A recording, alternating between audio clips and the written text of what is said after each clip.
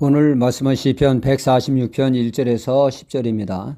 저희 동네에 새 집에 이사 온 분이 있었습니다. 그 집에 필요한 것을 교회에서 돕고 또 그분이 일하는 일터를 찾아가 전도를 했죠. 사연을 들어보니 예전에 교회를 잘 다녔던 분이셨죠. 맨 먼저 누나가 교회를 나가게 되었고 어머니의 반대가 극심했다고 합니다. 그때 누나가 보는 성경을 끄적끄적 읽어보는 가운데 하나님이 역사하셔서 마음문이 열려 교회를 나가게 되었다고 합니다. 절을 다니는 어머니 반대로 더욱 극심했고 그러면 그럴수록 그 누나와 그분은 교회를 더욱더 열심히 다녔다고 하죠. 그렇게 열심히 다니던 중 포장마차에서 한 여인을 만나게 되었습니다. 그 믿지 않는 여성과 교제하는 끝에 결혼하게 되었습니다. 믿지 않는 여성과 교제하면서 그때부터 교회를 멀리하게 되었죠. 그분이 그때부터 또 삶의 고난이 찾아왔습니다. 노력은 무진장하는데 모든 게 허사입니다. 속된 말로 되는 노릇이 없었습니다. 하는 일마다 실패해서 늘 어려운 삶을 살게 되었죠.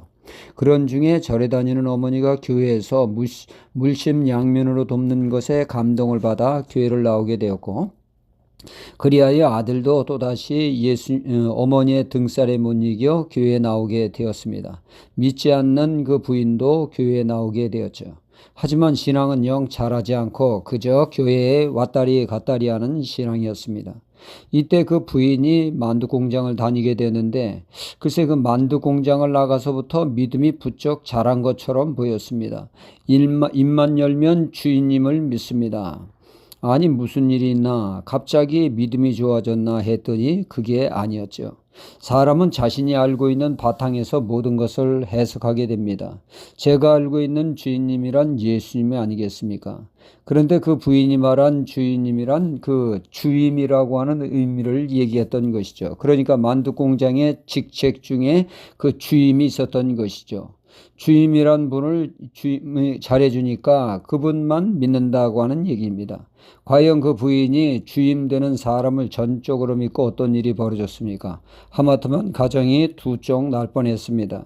그렇게 가까이 하다가 그만 선을 넘는 일로 남편은 밤이면 그 부인 찾아 헤매게 되는 어이없는 일이 벌어지고 말았죠. 사람 의지했다가 가정이 절단 날 뻔했던 것입니다. 오늘 말씀은 말씀합니다. 3절로 4절에 방백들을 의지하지 말며 도울 힘이 없는 인생을 의지하지 말지니 그 호흡이 끊어지면 흙으로 돌아가서 당일에 소모하리로다 말씀하고 있습니다.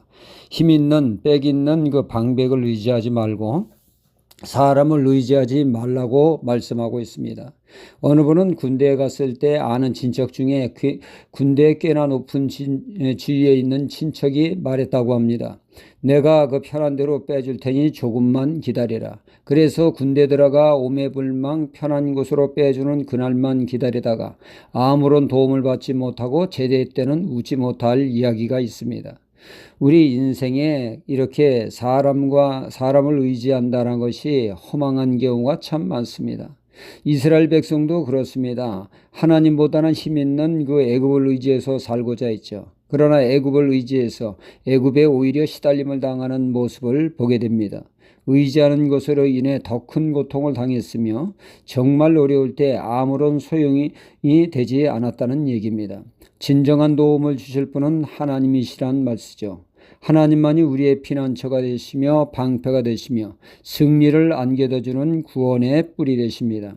시편 3편에 보면 다윗이 절체절명의 위기를 맞이하게 됩니다. 아들 압살롬의 치밀하고도 완벽한 쿠데타에 다윗은 완전 수세에 몰리게 되었습니다. 이를 지켜보던 사람들은 한결같이 이 상황은 하나님도 어찌할 수 없는 정도로 상황은 심각하고 최악이라고 그랬습니다.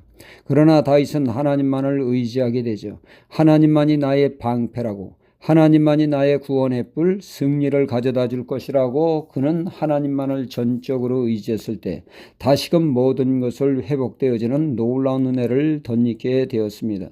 진정한 우리의 피난처, 우리의 승리의 구원의 뿔은 오직 하나님이십니다. 그러므로 우리의 삶 가운데 그 무엇보다 하나님만을 전적으로 의지하는 삶 가운데 하나님의 은혜로 승리하는 삶을 살아야겠습니다. 할렐루야.